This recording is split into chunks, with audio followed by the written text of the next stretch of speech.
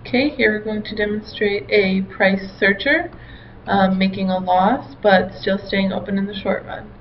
So the difference here between this and what I did before, what the price takers, is we're not having an identical product automatically dictated by the world market price. Before we had the wheat farmer, and all wheat farmers everywhere just produce wheat. They grow it and sell it, and it's the same product. It's wheat, and the world market price determines this, the price for wheat. So here we have a company called Snazzy Sneakers. It's not an identical product. It's its own cool, fun sneakers. So that's the difference between this and the price taker. Price seeker, it's not identical products. So it's still influenced by market price, but not it's not identical. So here we have our price and quantity axes. We're going to have our demand curve here.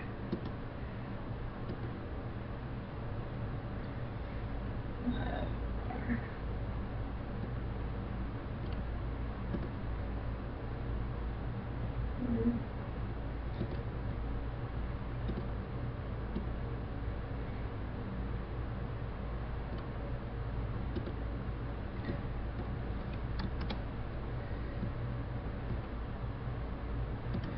and our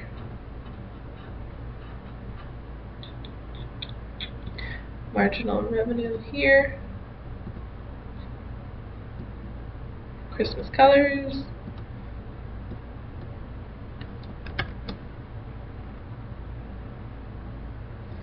and we will have our same marginal cost curve as before.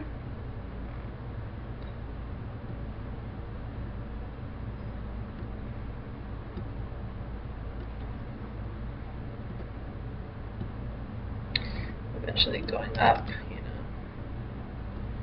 marginal cost curve. Then we're going to have our average total cost curve, and since we're demonstrating a loss, be up here.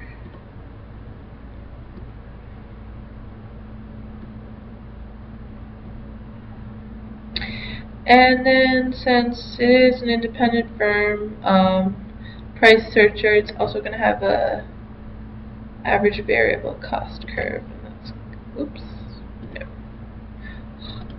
Okay. That's gonna be about here. Okay.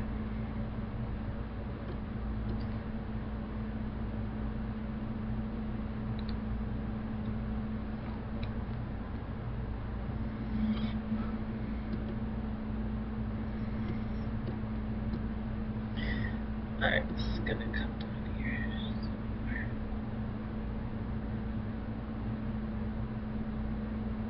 Oh yeah, okay. We're gonna label variable cost, total cost, and then same as before, we're gonna do where we have MR equals MC, come down to establish quantity at Q star.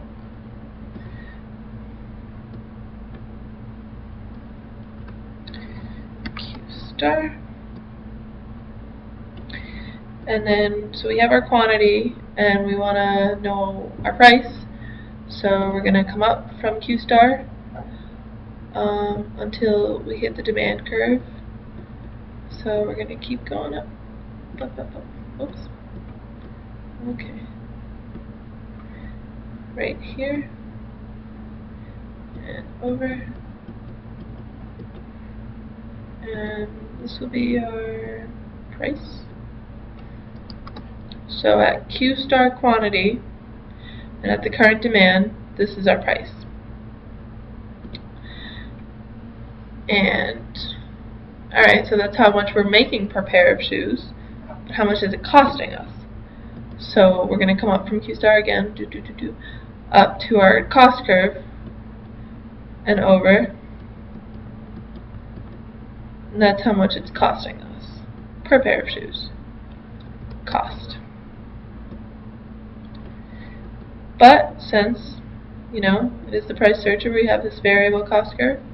We also want to know our variable cost to prepare. So again, from this Q star quantity, we're going to come up to our average variable cost curve and over, and we'll label that variable cost. Okay.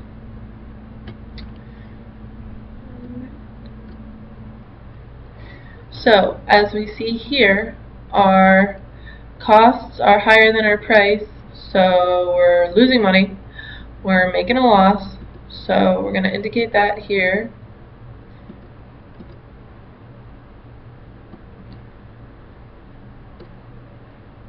We'll do this. It's a loss here, unfortunately. But our variable costs are still lower than our price. So what it costs, the costs to make these shoes, variable costs such as labor and machinery and things like that, it's lower than our price. So we're going to stay open in the short run because we're still okay there. It would cost more to drop everything because of those expenses. So it's going to remain open in the short run for now. So the rule we have here is operate if total revenue is greater than variable costs, and we see that our price hitting our quantity at the demand, what we're taking in here from the shoes we're selling, is still above here our variable cost per pair of shoes. So that holds. We're going to stay open for the short term, even though our total costs are higher than our price. Our variable costs are lower. So that means that we have some things already paid for. We have rent. We have our fixed costs that we have already paid for. So we're going to keep it going for now, because basically it's keep running and lose less, or shut down and lose more. So we're making losses, but Snazzy Sneakers will stay open for the short term right now.